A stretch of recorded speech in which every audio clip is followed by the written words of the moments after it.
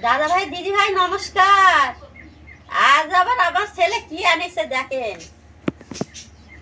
এই যে তাল গাছের গুড় হাট থেকে এনেছে, তার সাথে যে বাড়ির দুয়া গাভীর দুধ টাটকা, এই যে নারকেল এক ফাল কাজে লাগাছিলাম আর এক ফাল রেখে দিয়েছিলাম, আর বাড়ির এই যে শাল্লা আতপ চাল, এই দিয়ে আমি আজ পায়েস রান্না করে আপনাদেরকে দেখাবো। দেখেন আমি কিভাবে রান্না বাড়ি করি। পায়েসটা আমার বোমা রান্না করবে। এই চালটা আমি জলে দিয়ে দিলাম।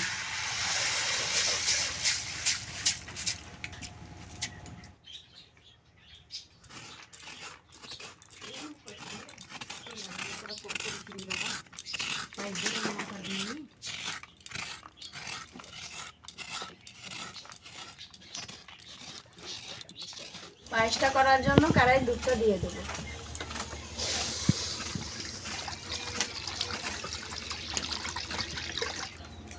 দুধগুলো ফুটে উঠেছে, কোরা নারকেলগুলো দিয়ে দেবো।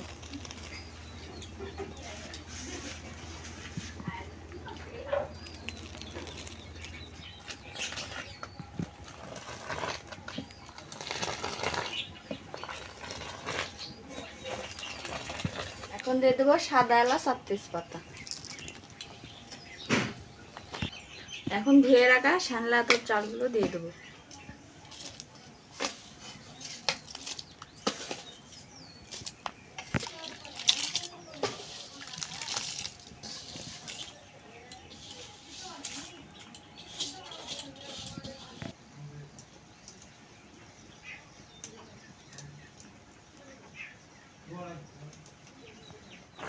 এখন তালের গাছের গুড়টা আমি দিয়ে দেবো।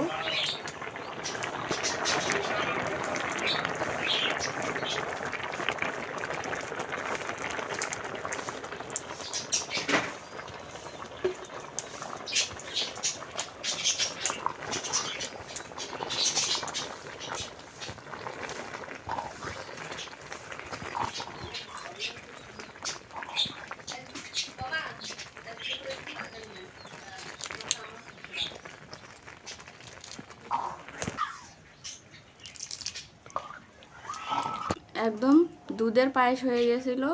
তো দুধের পায়েসের মধ্যে এখন গুড়টা দিয়ে দেখুন কেমন লাল টকটকে হয়ে গেছে। কালারটা দারুণ লাগছে।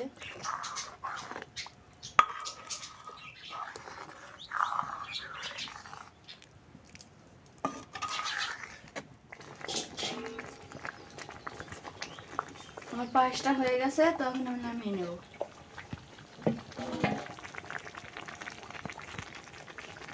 বেশি পায়েস একদম ভারী, এই জন্য এরকম করে কেটে নিচ্ছি।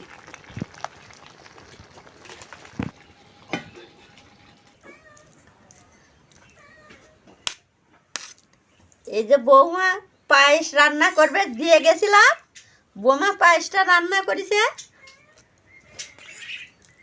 এই পায়েসের রংটা দেখেন, তাল গাছের গুড়ের পায়েসের রংটা দেখেন কেমন লাল ডকডকে হয়েছে, দেখি কেমন স্বাদ হয়েছে।